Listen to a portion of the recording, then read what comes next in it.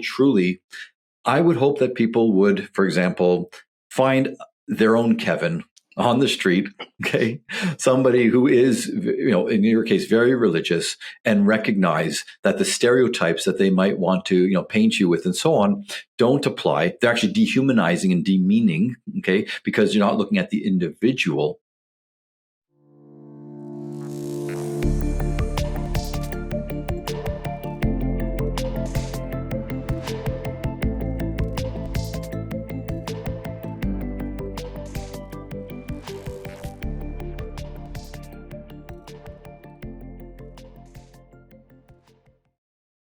Hello, and welcome to Awake at the Wheel. So in today's episode, we're going to be discussing the question of, do we need religion? So from a psychological perspective, we know that religion can be very beneficial to both our physical and psychological health. It can encourage a healthy lifestyle, it can provide us with social support, and it can even encourage an optimistic viewpoint on life. Not to mention the fact that prayer and meditation can be beneficial physiologically as well as neurocognitively. But to take this question a little bit deeper, we have invited Reverend Kevin Saunders to join this discussion. So Kevin is a pastor at New Song Church in Windsor, Ontario, and New Song Church is part of the Pentecostal Assemblies of Canada, which has over 1,200 congregations across the country. Kevin has been in pastoral ministry for over 30 years in the Essex County and Michigan regions, and has been working in urban ministry for the last 10 years. Welcome, Kevin.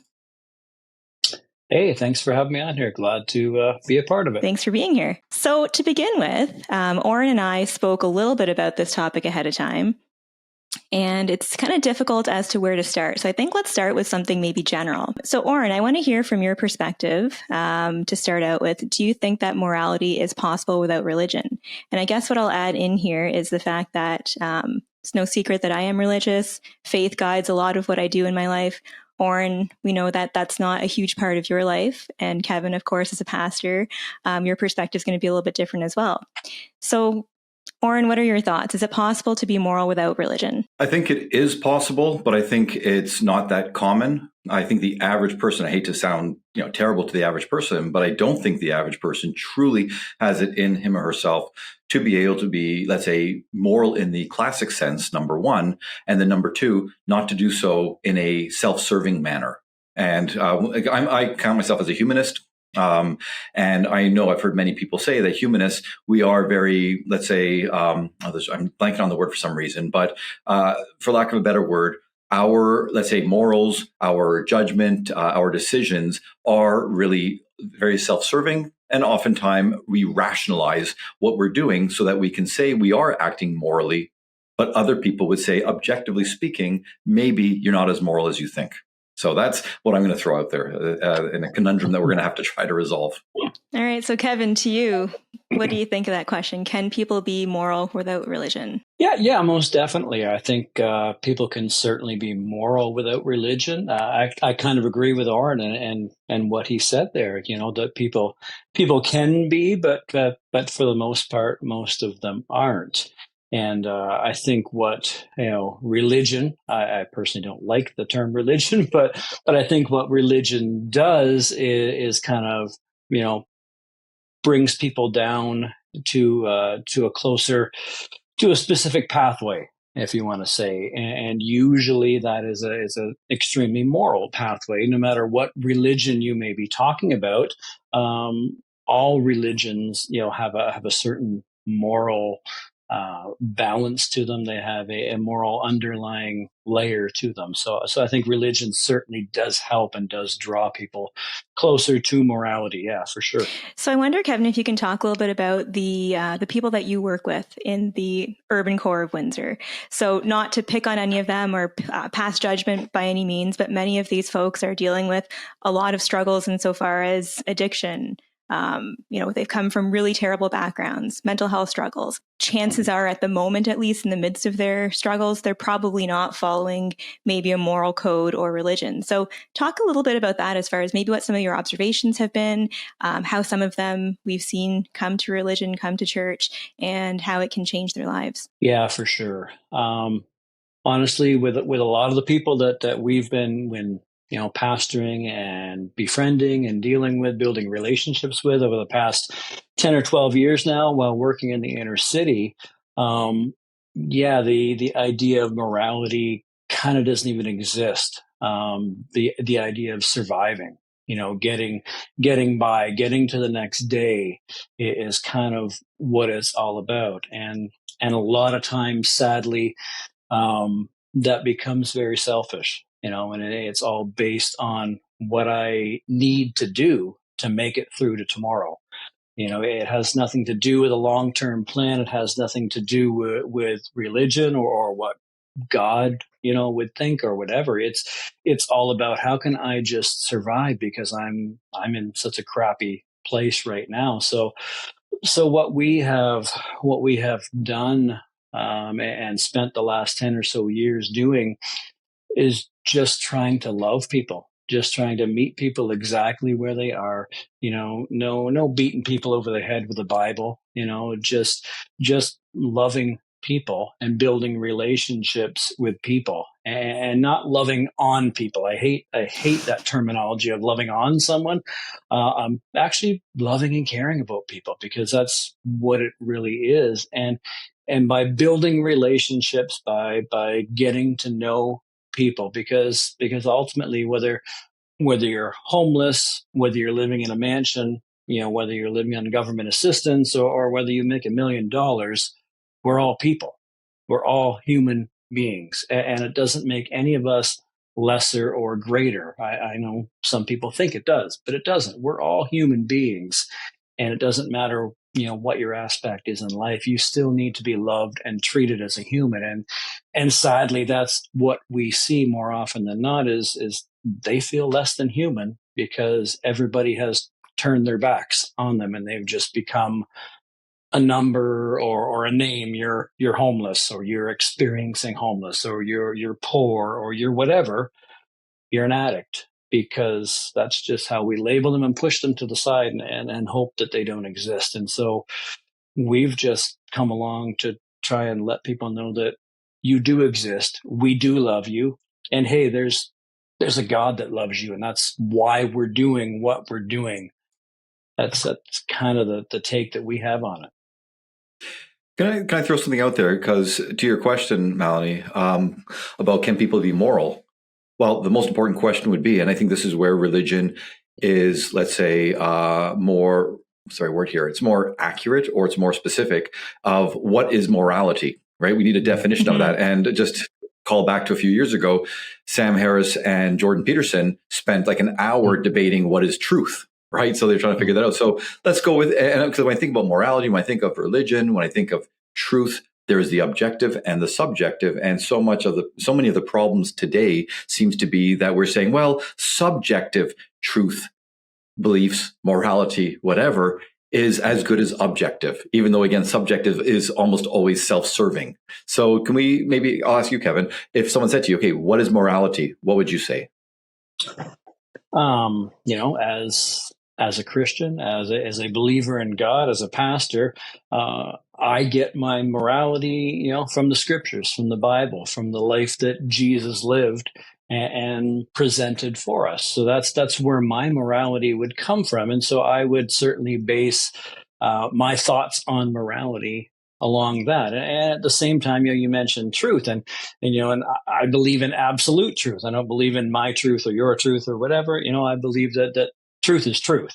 And again, I guess that goes back to the Bible, to scriptures, to the life Jesus led, and I look at those kind of things, and that's where I base truth off of and morality off of. Okay. Now, so in the definition, so there was no, as a linguist, I'm going to nitpick and say, in all of that, you explained where your morality comes from, or how you base your definition, but I didn't hear is there like one sentence you can say morality equals this? Because I'll tell you what mine is in a second. Sure. I would say that morality equals selflessness, and it equals love. And I think that would sum it up, pretty much for me. Okay. All right. Yeah, because a humanist, and again, I'll be quite clear. I mean, I've spoke again. I can count myself as a humanist. I've spoken with many humanists, and there really is. And today's drinking game word is going to be self-serving. Many, when I hear people's post hoc explanations for what they did or post hoc definitions of morality based, with respect to something they did or did not do, it really is very self-serving. It's a rationalization after the fact, so they don't feel like a bad person. So to me, morality is trying to, for me, it's, first of all, there's a kind of an implicit rule, which is do no harm to others. That's for me, right? Because I encourage many people, everybody basically, and it's part of the book I'm writing, which is I say all humans are self-interested. All animals are self-interested. Everybody, every creature on the planet is self-interested. And when I say that to people, and I ask patients, I go, when I say self-interested, what word comes to mind? And everybody says selfish. Yes. And I go, no, that's different. Self-interested is to prioritize yourself, but selfish is to do so without worrying about the impact on others. And I always say, I always try to help, I motivate people to, again, prioritize yourself, be self-interested, not at the cost of others. That to me is morality. You're not harming others. And the whole idea, and Malini, you and I from day one have been saying this, if we do prioritize self-interest, then that allows us to be able to act in the service of others. And to me, that's another part of morality, is doing right by others. Kevin, you said loving. To me, it's doing right by others. And that encapsulates love as well, or includes love. So that's my stance on that. Yeah, you know what? And I would pretty much agree with that 100%. Yeah, I feel the same way. Yeah. And it's so interesting, Oren, you mentioned patience and working in, I guess we'll call it the secular world. Of course, I don't bring in my religious beliefs because it wouldn't be fair or appropriate, because we see such a diverse group of people. So when I define morality, I'm of two minds of it. Of course, I have, what the Christian faith says and directs us to do, and that, guides my morals and ethics. But I think in, again, the secular world, it is more about, taking care of yourself so that you can care for others, and being true to one's core values and setting core values that are meaningful and important and can guide a good life. And I was going to say, in the absence of religion, right? Because Kevin, when you're talking about all the things that religion can do, one thing that I think to me is really important, and that's lacking, it seems, and I do believe this is one of the reasons there's so much malaise in the world, at least in the Western world today, is this lack of something above us, okay? Something higher than us to aspire to, something that, and that's where, to me, I say with patients, because again, I'm not religious, but I say that's where, as you say, Malini, your values come in. If you, depending on what those values are, because some people, their values may be extremely selfish and destructive. But for most people, right? And I say, if you act in line with those values, that's what you're aspiring to be the best person that you can be. And for people who are wondering, I use from ACT Made Simple, or ACT, Acceptance and Commitment Therapy. I use their definition, which is basically your values are guiding principles. What kind of a person do you want to be? What kind of a life do you want to be? Who do you aspire to be? And how do you aspire to act? To me, those are values. And again, religion gives you a whole list of things saying this is how you should, conduct yourself. And for the most part, it sounds, quite, what's the right word here? It's inspirational, motivational, and it would lead, if everyone followed them, most of them, because there are some questionable diktats, I would say, but for most of them, it would lead to a better world. So. Yeah, and I read an article from 2010, but I imagine the statistic is still similar, that something like 85% of the world's population follows some sort of religion. So I think that it is innately within us to want to, again, have strong moral guiding principles.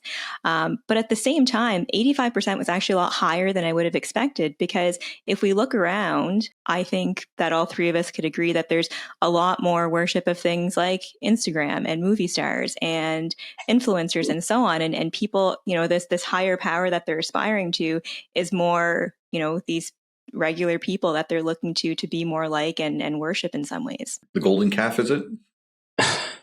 Am I getting the Ten Commandments wrong? But you're right. So Kevin, what are your thoughts? I mean, as a religious man, a highly devoted man, devoted to the religion, what have you seen, let's say, over your lifetime, as far as what Malini is saying, is the shift from, of values, or what people worship or what they aspire to? Mm-hmm. No, I'm really shocked. You said 20, what was the 85%? When did you read that? 2010, it said 85% of people follow some sort of religion. Yeah, and that might be high for 2010. 10 even, but I would say nowadays it's very, very much smaller than that.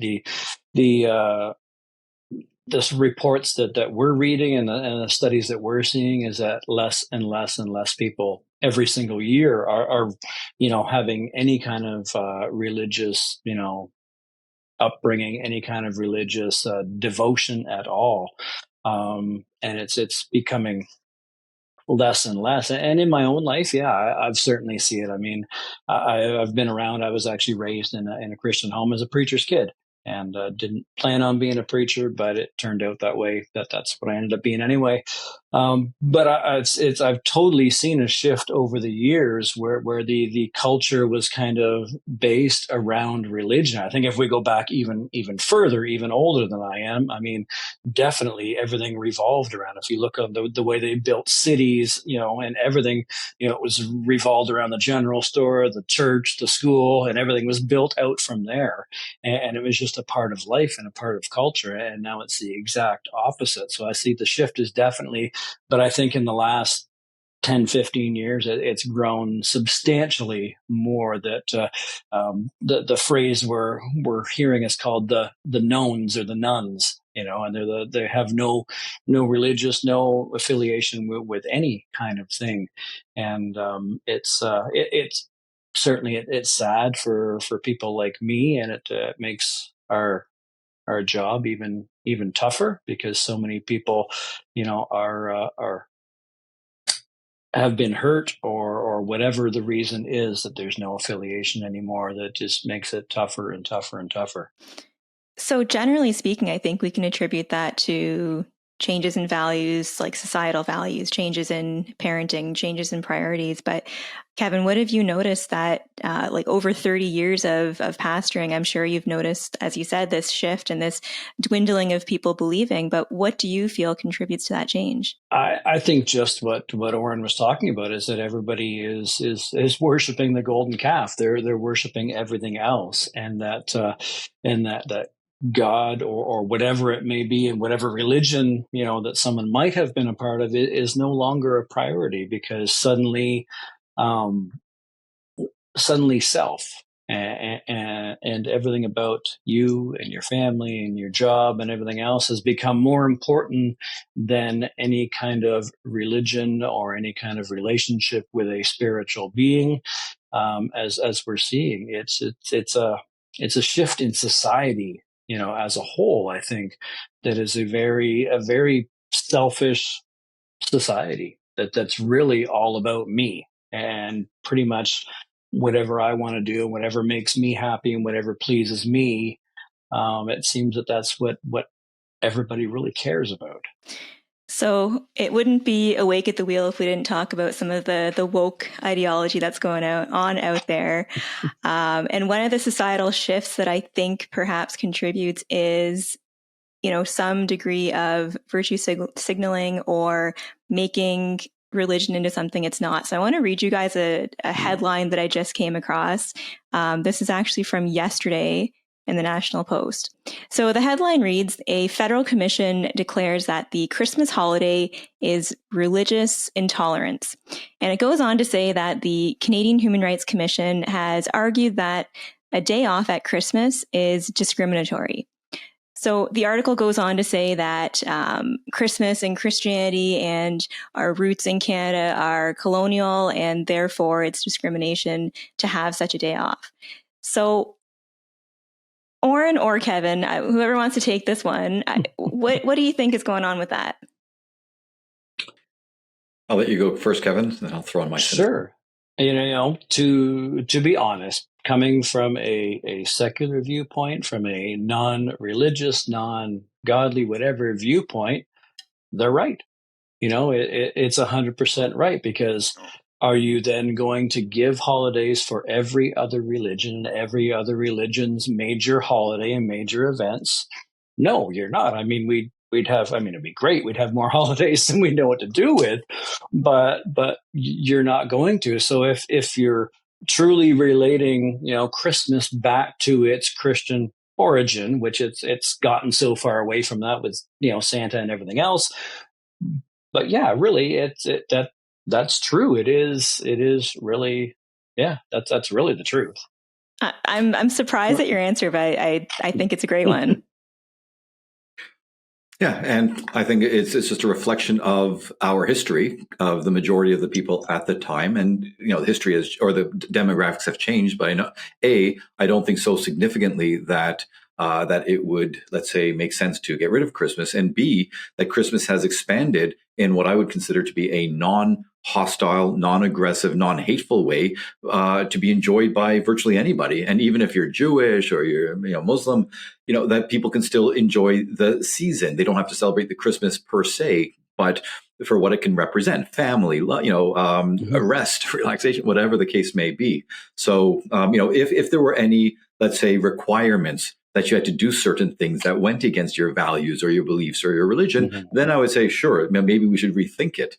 But it's not. It's just something that people can choose to engage in or not. They can get into the spirit or not. And I'll tell you right now, if people, for example, started making Eid or some other holiday, or sorry, let's say what we call it, religious practice, into more of a celebration, and everything, and they got together and they rallied and they made it, let's make this an official holiday or something like that, or more recognition. I know they do in school and so on, but if they made it even more so, as you said, Kevin, like if it's an official holiday or not, I say, sure. If it allows people to embrace some kind of positive in society, once again, family, good. What is it? I'm trying to think now. The cliche of spirit is supposed to be some goodwill to all mankind. Whoops, sorry, humankind. Okay, so, right. So but the fact that the thing is though, if this was said 10 or 20 years ago, which it probably was, I would hear it in one way. But with wokeism today, it's not about, I'm telling you right now, and I know the woke will hate me for saying this and they will deny it, but anyone who's actually been following all this, wokeism is literally, it's not about anything positive. It's about destruction. It's about, saying, I don't like this. I am dissatisfied with this. And again, you can cover it however you'd like. You can pretend it means A, B, or C. But when you look at the actual impact, and when you listen to and read the words of the people most powerfully promulgating wokeism, you really see that. And I think they're lying to themselves. I don't think some of them are outright lying to everybody else, but for the most part, I think they're lying to themselves. And I'm sorry, I'm going a bit of a rant here, but the fact is, sorry, I'm going to take a self-serving rant. You sip coffee. Okay, so all right, but again, I see it as just a way to attack the structures, the systems, the history, the roots. And in this case, it happens to be about religion, but it could have been about any other thing, including Halloween or anything else like that. So I don't see, I can't give any benefit of the doubt. I can't give any grace in these kind of discussions to the wokesters, because I really don't think that their motives are what they claim them to be. Which, by the way, earlier this year, there was a school somewhere in Ontario, I can't recall where, somewhere in southern Ontario, that canceled Valentine's Day because all people don't celebrate Valentine's Day, as if it is religiously significant in any way whatsoever. So to your point, Oren, they're picking on this because it's, the flavor of the week, I suppose. But I'll speak to this from the perspective of an employer. So couple of things. I don't remember when it was, but it was, within the past decade, I'm going to say that both Good Friday and I think Christmas were deemed to be secular pause days. So they're already legally recognized as they're just holidays. They're days of pause for all people. And although perhaps religiously rooted at the moment within our law, they're not. Second point, the Employment Standards Act in Ontario says that as an employer, I am required to accommodate somebody's need to take off a day for a religious holiday. Whether that is, swapping out for another stat holiday or loo time or whatever the case may be, it is my responsibility as an employer to ensure that happens. So I want to throw that out there too, that it's not necessarily that others are being discriminated against. It's that I think it's being picked on because, and Kevin, I want you to comment on this next piece. I'm going to say there's been this attack on Christmas and I think Christianity for the last little while. Yeah, there really has been. And I think it's, again, because like Oren said, that's the roots. The roots of our society was, based around Christianity for so many years, and so many people were that. And whether that right, wrong, whatever you want to make of it, society and our holidays and all that we observed was based around that, and to be honest, I can't believe that the Easter and Good Friday holidays are still observed by government as federal things, because even more so than Christmas. I mean, yeah, there's the Easter bunny and all that, but I mean, Christmas has become a big festival. I just spent most of the day putting up lights and everything else inside, outside, and none of it has anything to do with Jesus. It just has to do with celebrating and a nice fun season. But I mean, Easter, other than the bunny, which I don't even know how that relates to anything, it's purely a religious holiday. So, why should secular society still have to agree with that? Am I glad? Sure. It's great that us as Christians get a holiday for that, but is it right? No, it's not really right. But is there an attack on that? Because yes, there's definitely an attack, because it's always been that way. And why should it be that way? It shouldn't be that way. We should be able to do and be and say and whatever we want, and we should be able to attack whoever we want. So, that's.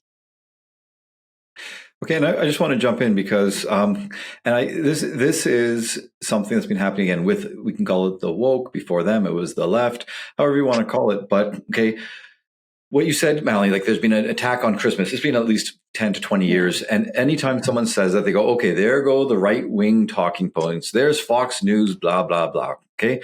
And they deny. And then when people show the evidence that, no, look at all these different schools, what they're doing, they're preventing this from this, you're not allowed to say that, and so on, right?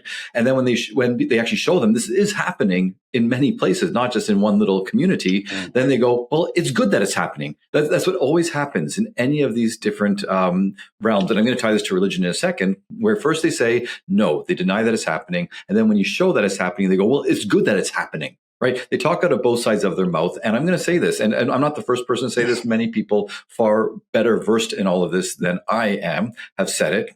But I truly, when I look at the people who are the most adherent when it comes to trying to espouse social justice values and or DEI or wokeism or anything, it literally, to me, and I use the word literally, I'm not being metaphoric or figurative. It literally sounds like somebody who is a religious zealot or a cult member, because you're not allowed to question. It's heresy to question. And no matter what you're seeing, even if you're seeing one thing that doesn't seem to accord with what they're claiming, you can't question that. It's faith. You have to take it on faith. And if you do, again, blasphemy, you will be excommunicated. And so people are saying that, and that's why I do believe, I mean, and Jordan Peterson, Sam Harris, and others, I think, talk about it, saying there does truly seem to be a neurological, definitely a psychological, maybe a neurological, let's say, something inherent in us that needs this religion, whatever it happens to be, something, again, greater than us, something to believe in, something to give us hope, something maybe to say to us that even though our time is finite, there's something that makes it worthwhile, something to look forward to, something to just give us reason to keep going, even though we know the clock is ticking against us. Yeah. So then why don't you, Oren? Why don't I join the religion? if you're a humanist and so many point to that, why don't you believe in something greater, something, or do you? Yeah. I do. I actually do. Yeah. Good. And so I would never say I'm an atheist. And everyone says being agnostic is the coward's way out. But to me, I think it's being humble enough to go, I have no idea what there is. Yeah. All right. I look at the mysteries of life, and I look at the science and the biology and evolution, and I say, not everything can be explained. I'm also into the paranormal. There are certain things when people tell me their experience, and I say, I could try to give you a rational science-based explanation, but I don't know if that's any better than, a horoscope explanation at times. So,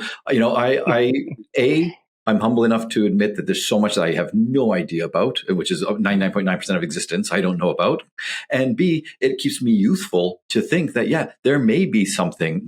So a friend of mine was talking about this person who seems, everyone knows somebody who knows somebody, or they know themselves, who has this psychic who is saying some ridiculously prescient and inaccurate things. Like, wow. So, it's just to me that the sense of wonderment is enough for me to keep going. And I'm just going to say one more just because I love it. And it's a self-serving belief.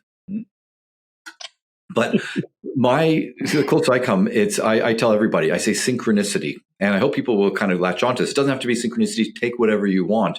But when we talk about religion and this inherent need for it, okay, Carl Jung would say it was about symbolism, about rituals, about, the collective unconscious, that we all need these certain themes or certain symbols and so on. And so to me, synchronicity, which it might just simply be coincidence, but when I'm lecturing, it's hilarious. If I ask a question that's so vague, there's literally thousands of different answers you can give. And two students at the exact same time give the same answer and it comes up on the screen or whatever. They put up their hands, they say it. Okay. I have it's uplifting. Okay, Kevin, I don't need the religion for that. That's just like, wow, it's wonderment. It's like, how amazing is that? And whereas there's someone else will go, oh, that's a coincidence. For me, I just got a free high. Okay, that just keeps me going. And so I love to look for synchronicity in places. So I'm ascribing meaning to things that may have no meaning. But if it benefits me, what's wrong with that? Cool. So. Good answer. I like that. Yeah. And to your point, Oren, I was reading a study of, I think it was long-term people who followed Buddhism. So lots of prayer, lots of meditation, and they're comparing the EEG and MRIs of those who did follow that and did follow the practices versus those who did not. And there was actual neurological differences between those who did regularly engage in prayer, in meditative practice, in aspiring to something, greater than they are. And levels of anxiety are lower, levels of depression are lower. And I think it's because you can maybe in some ways relinquish the control that one is often seeking when they're feeling anxious. Yeah, and I think the science is quite clear on that. And I'm glad that there's more science coming out showing that whatever the reason is, that, whether it's the meditative of just calming the self, whether it's, again, as you're saying, the more psychological, that would be more neurological, but whether it's this belief, something, greater than yourself, the psychological. And the research has shown this for years and years in different capacities, different ways. Before it was self-report, but now we actually have technology, right, to correspond to what people have reported for years. And again, going back to interpretation, somebody could say, well, yeah, giving up control and just saying there's something greater than you, and it's a cop out and stuff like that. Whereas others say, no. There is something beautiful in that. There's something freeing. There's something brave in that. Even saying like, I have no idea what's going to happen after this. I don't know. Although I will tell you the one thing, just so you know, my moment, it was maybe 30 years ago, I think, when I read Richard Dawkins' The Selfish Gene. And I'm just going to say this will upset some people, and I hope it doesn't. It's not meant to. But, for someone who doesn't believe in the afterlife, although I have had numerous, I have to be careful in the wording here. Let's just say I've had numerous spiritual experiences where I don't know what it is yet. I'm still trying to formulate it, but I am not afraid of what comes next. Okay. Just because of practices I've engaged in over the years. And, I do have a different perspective now. It's shifted. Again, I just have to be mindful of my words. So I'll be very cryptic. Okay. But before that, when I read Richard Dawkins' The Selfish Gene, and he called DNA the immortal coil. And when I read that, and I read in the entire book about this idea that we're just vessels carrying, our genetic makeup, our genetic lineage. And so I am just the current form and my children. So this might upset people who don't have children, but even if it's not your children, if it's your nephew or a niece, some family member where we share a certain proportion of the genetic overlap, right? So to me, when I read that, it's like, great, as long as I didn't have kids at the time. And I thought, as long as I have children, right, I will be immortal. Well, as long as they have children, okay, right? So again, it's self-serving, but it gave me some peace, and it really helped me come to terms with that before my other practice I was alluding to. So it's about interpretation, because to quote or to paraphrase the Game of Thrones, Tyrion, what are we but stories? Okay, this is, and the Bible it's literally lots and lots of stories that help us understand the human condition, the most existential question: why are we here? What is this all for? So it's not just dots, it's not just numbers. There's a narrative, and what we make, the sense that we make of that narrative, will determine how we feel about our existence, whether it's the long term or the day to day. And you're talking, Malini, that we know depression, anxiety, stress, loneliness, isolation, lack of purpose, hopelessness, all of that is skyrocketing these days. Social media is part of it, but that's not the only part. I really do believe that the lack of religion, or the decrease in religion or values or living for something bigger than ourselves, even if it's family, Family is something bigger than ourselves. Community is greater than ourselves, even if it's not religion. Again, the selfishness, this this atomistic perspective of life, it's just it's soul crushing. Yeah, and I think that's fantastic. And as a Christian, obviously we look and we aspire to God, and we put that up to God. But again, with the people that we have specifically been dealing with over the past 10, 12 years in the inner city, yeah, there is so much mental health, there is so much drug abuse, there is so much hurt and pain experienced that when then we introduce them to God, to Jesus, to a relationship in that way, yeah, we see the exact same thing, that suddenly it's not all on me. I can give it up, I can release it, I can, whatever the terminology may be, and I'm so glad, as a Christian, even though many would disagree with this, that science is agreeing with this, because we do believe in science, and we do agree with science, and I think science is fantastic, even though there are many who claim to be Christians that hate on science. I disagree with that 100%. Science is something that I would say is created by God, and people that have in whatever areas of life they are. Both of you've been given the giftings that you have to do what you do, by God. So I'm glad to see that science is saying, oh yeah, there's a correlation between a higher being or God or something, and people are feeling that, because that's exactly what we're seeing, especially with people that are so hurt and that are so damaged and are so just seeking something. And for us, it's to present them with Jesus, and we're seeing just amazing things through all that. Right. So, we're talking about the positives of religion. And look, ever since I was a child, and I said the same thing myself. So I'm going to throw, you've probably been asked this or had to deal with this, countless times, but I think it is important when people say, but look at all the damage that's been done to society, to the world in the name of religion, more religious wars, et cetera, et cetera, et cetera. So, and we do know that people will distort the word of the holy word, whatever that religion is, for terrible means and so on. So when people say that to you, what do you say in response to that? Because that's the most common knock against religion, I think. Sure.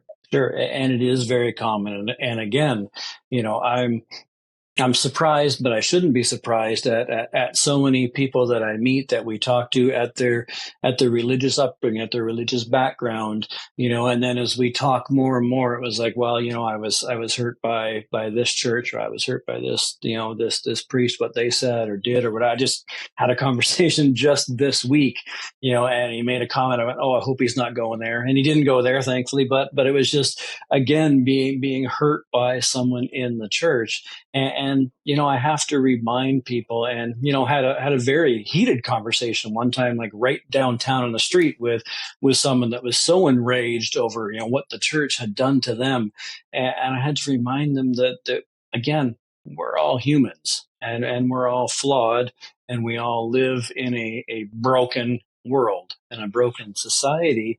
And even as we may ascribe to be Christians or Jewish or Muslim or whatever, we live in a society that is just out of control in so many ways. And so a lot of times what people do and say in the name of religion is nothing more than them actually just keeping a title and putting on a title, but actually serving themselves. And I think there has been so much hurt done over the years, and even in recent society and in the church. I've seen so much in very recent years, of people that have just gone so astray because they have, let that too much of self-serving and self-interest and whatever it may be influence what they're doing, because a little bit goes to the head and suddenly, like, oh, I've got this power, I've got this, whatever. And I think as a pastor, as a minister, whatever, I think that's the biggest thing, is to always bring it back to, why am I doing what I'm doing?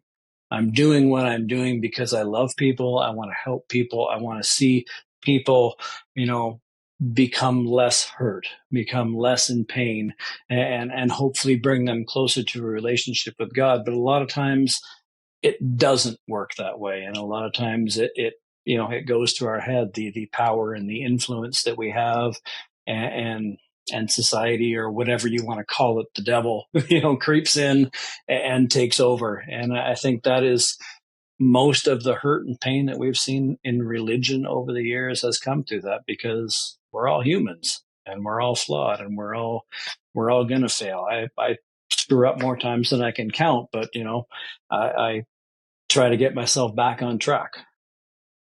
Okay. And then I guess the next question, and again, these are common questions, and I don't know what the best answer is. And I go back to Richard Dawkins. I think he says it in that book. I'm not sure, or if he had been quoted somewhere else, where his rebellion against religion came at a certain point where he realized, if I were born only a few kilometers east or west or north or south of where I was born, my whole belief system, specifically with religion, would have been entirely different. I think in his area, I don't know if it was Catholic or Christian or Protestant, I don't know what it was, but you could have Hinduism over there, Islam over there. So how, when we talk about all these different religions, the different deities, the different gods, and so on, how does one, stake a claim saying, no, this is the right one? What do we do about that? How do we reconcile all these, warring factions, so to speak? Mm-hmm. Mm-hmm. No, fantastic question. And it all comes down to what you believe, or who you believe, or whatever. I'm a Christian. I believe in God. I believe in Jesus, and I believe that Christianity is different than pretty much every other religion out there, because most religions you are required to do something, some kind of karma, some kind of thing to make that God, that deity or whatever, love you more. Whereas in Christianity, it's accepting that God loves you as a broken mess, as a complete failure, and just wants to help you. And I guess that's why I have chosen Christianity. Yes, I was born into it. Yes, I grew up in it. But as anybody that knows me well knows enough that I have a mind of my own. And even in the realm of Christianity, I've always bucked the system and asked the questions why. And but yeah, again, if you're born and don't experience that, you may have a different take on it, and you may have a different take on religion in general. That's a really tough thing to handle. All I can really come at it is from what I've experienced and what I believe to be, the absolute truth.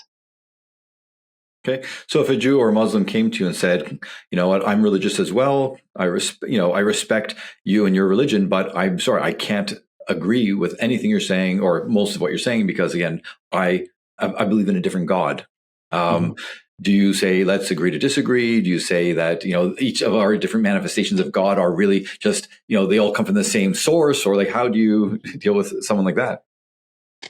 I would respect the idea of let's agree to disagree more than anything, because I do not like the idea of that we all serve the same God, because the God of Christianity is not the same God as any other religion. There's no other religion that claims that God's son was Jesus, the Messiah. There's no other religion that believes in that. Many religions believe in Jesus, and he was a great prophet, he was a great teacher, but none of them aspire to him as being Messiah. Even Judaism and those practicing Jews still today, not Messianic Jews, but Jews that still hold to the same traditions, for whatever reason, don't believe that Jesus was the Messiah.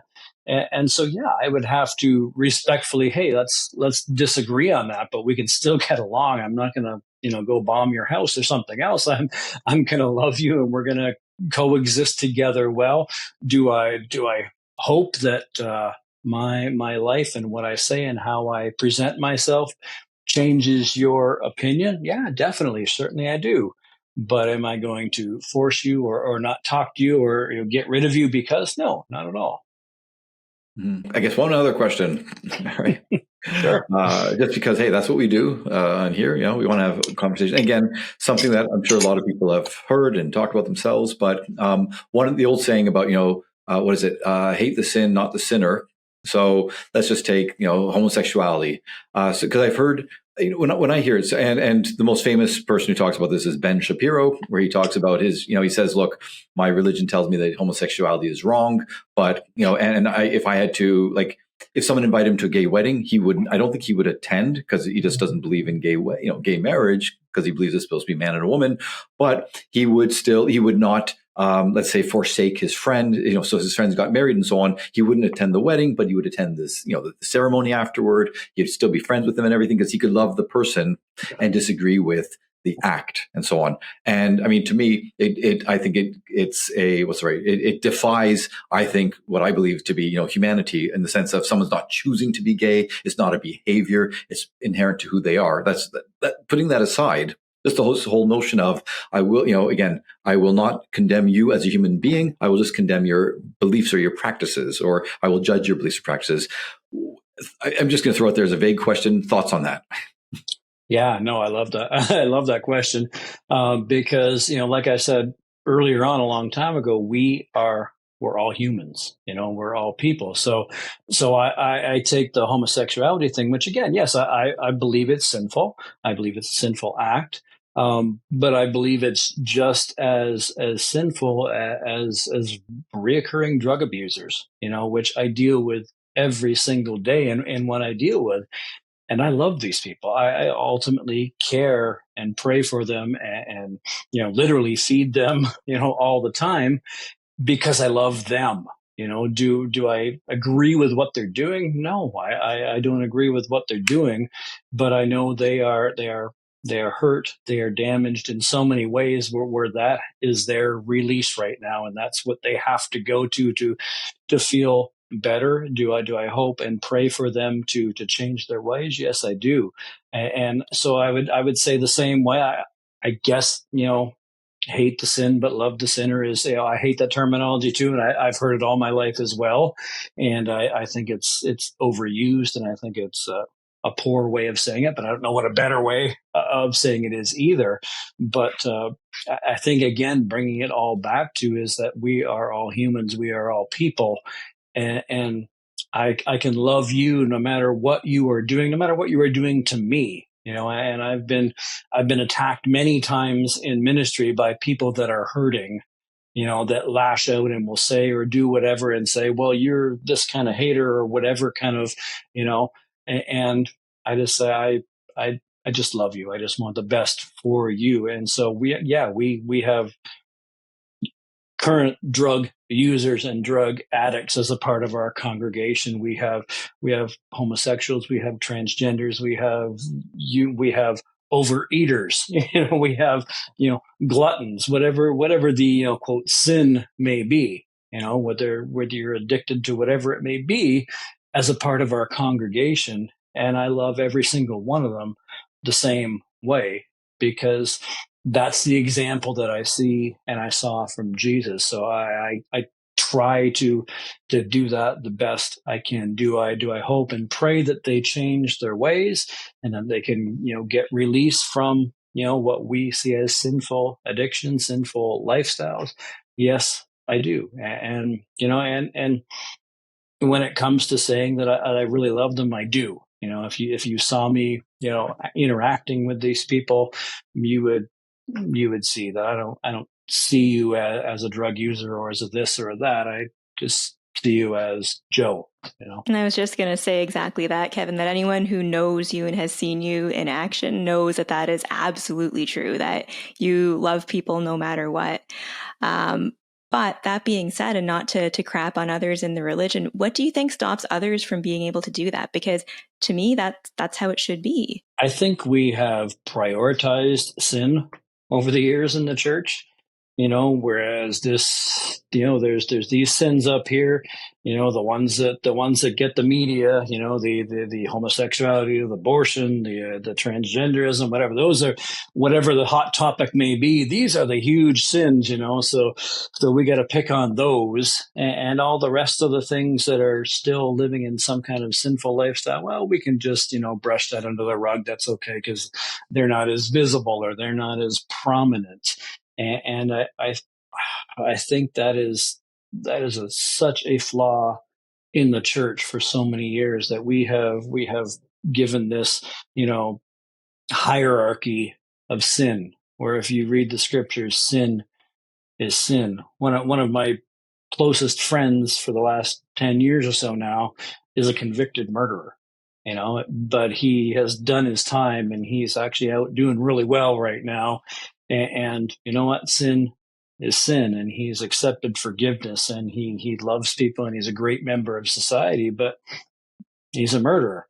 But you know what? So was David, who wrote some of the greatest Psalms and so much of the Old Testament. He was also a murderer. Okay, so I've been waiting to say this only since we started talking. I don't know how I didn't think of it before. To play the devil's advocate, pun intended. Thank you. If I am a gay man and I hear you saying this, and I know you, and I see how loving you are to everybody, and I truly believe that you do love me as a human being, regardless of who I am, my proclivities, my inclinations, anything like that, who I am. I could still see, I'm just a gay man because I'm a man, okay? A gay man saying, okay, but you're equating me with drug addicts, with murderers, and so on. Yes, you're saying, I know according to the Bible, homosexuality is a sin. But as a human being, when I'm hearing, even as loving and compassionate as you're being, still I feel, I'm something that I was born with, as to be gay, to love other men. Somehow, again, being equated with addictions, murder, and so on, it rubs me the wrong way. How do you deal with someone who does that? I look at that as, we're not coming from the same playing field. I look at it as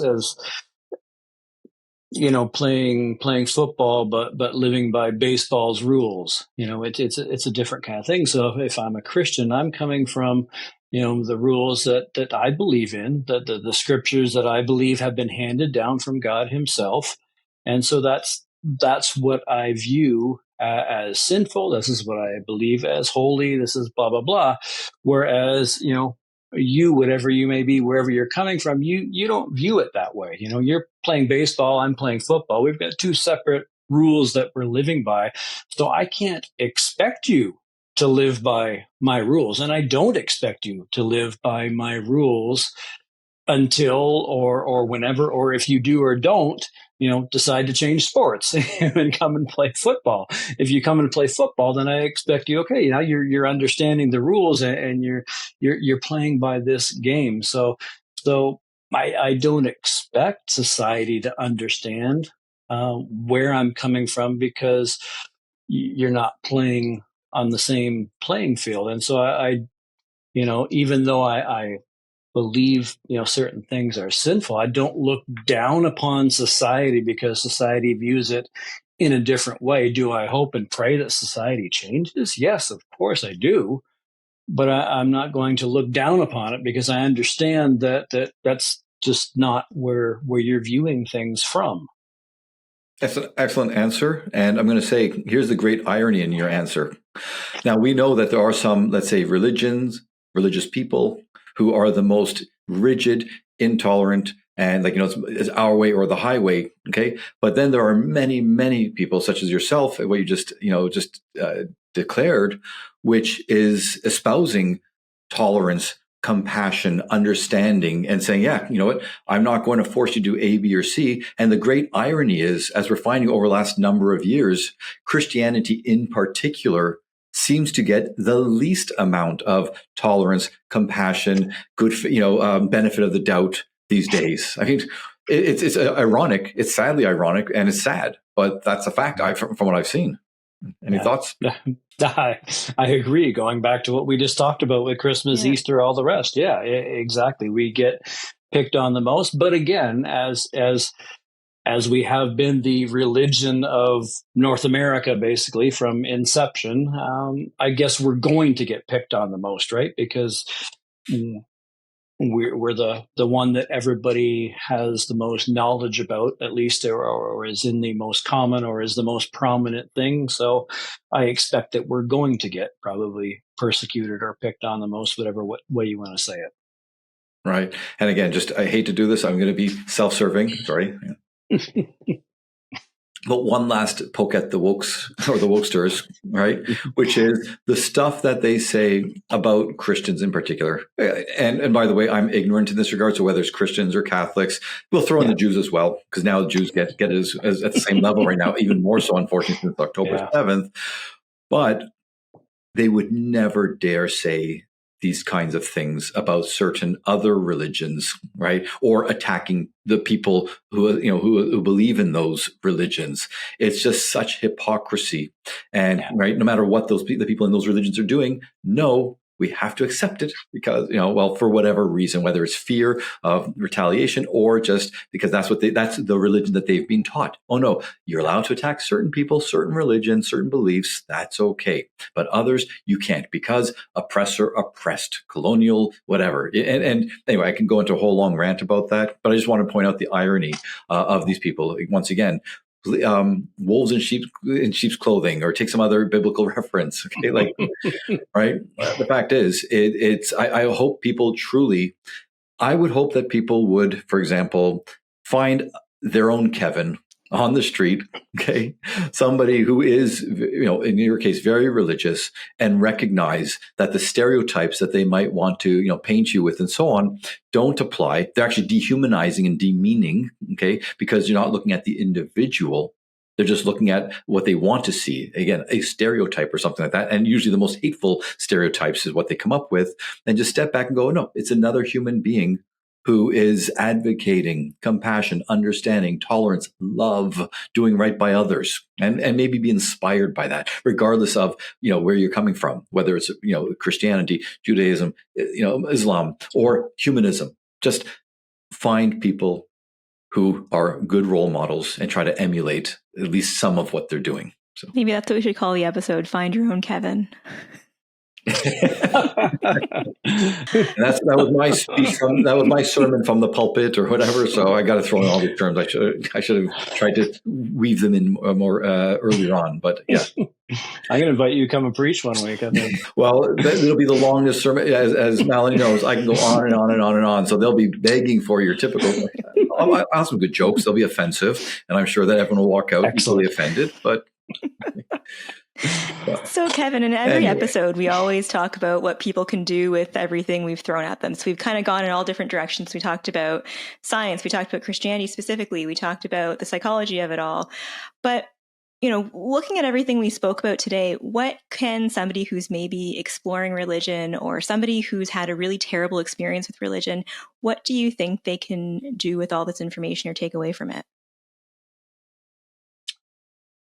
I think they can hear what we've said, and hear some of the studies, that have been thrown out here, and realize that religion can and does have a positive influence on people's lives, and hopefully realize that if there has been a bad taste left in their mouth for whatever reason, maybe it was from parents, maybe it was from the church or whatever, that hopefully realize that may have been a hurting and flawed person themselves, and that they can maybe take another look and realize that there is a God that loves them, and they can get something out of religion. They can hopefully help to heal themselves and to gain a better life, to become closer to wholeness out of it. Obviously, I hope they embrace a relationship with Jesus Christ and religion,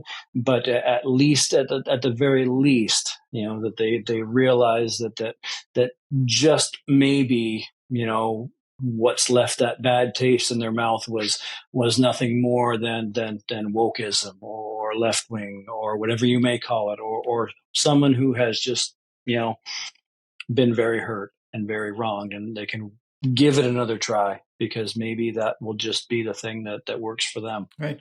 Okay. And it may be self-serving once again, but I have to say, really, if anyone asked me, what would be closest to be that I've come to, let's say exploring religion, I will have to say, sorry, Kevin, but so far, okay, I've been drafted by the Buddhists.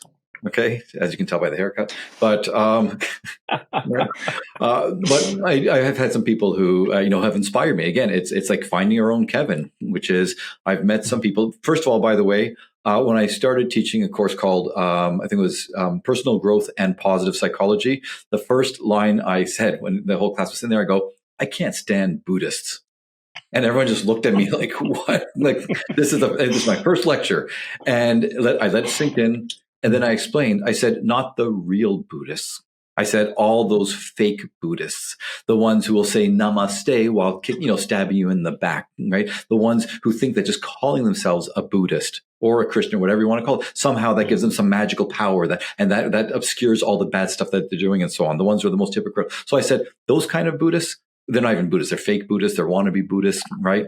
I said, I can't stand them. I said, but I have met some truly just amazing Buddhists who just blew my mind because they walked the walk. They lived the way they preached, so to speak. And so, just that's who's come across my line of vision in the last number of years. And they've inspired me the most. And that's kind of path. I wouldn't call myself a Buddhist. I think it would be unfair. Okay. But I am reading, and I'm trying to incorporate some of the practices and the beliefs into my own daily practice, even my psychological practice, and with mindfulness or acceptance and so on. So I found my Kevins. So okay, and as you say, Kevin, I hope other people will find someone who inspires them. And again, it's just finding something that makes you a better person, gives you better mental health, helps you, have purpose, meaning, finds fulfillment. And again, as we've been, preaching for since the beginning of the podcast, wanting to do right by others. So I was going to say, from my perspective, what people can do with this is keep an open mind. So oftentimes, and Kevin, you touched on this, I hear the argument that, science and religion can't coexist. Well, I am a very science-minded individual, but I am also religious. So the two can exist. And, as I've spoken about throughout the podcast, there's lots of studies that support that religion is good for us psychologically, physically, and so on. So, be open-minded, be willing to reflect on what you want out of life, be willing to, even question if, what I'm following is right for me. And again, to quote you, Oren, let's encourage people to find their own Kevin, where they can talk to somebody who is open-minded and is able to, assist people in thinking critically, which is something that doesn't often come up when it comes to religion. And just to add one more thing to what I was saying earlier, which is it's not just finding your own Kevin, that's it, to inspire you, but finding your own community. And Kevin, I think you said this at the beginning, right? One thing religion does is bring people together. Now, sometimes, unfortunately, it brings people together with bad intentions, but for the most part, right? Having that community, we are social animals. And again, as I said earlier about this, we talked about the selfishness, self-serving, self-interest, atomistic, just isolated, that isolation. And that's what we're seeing so much of today.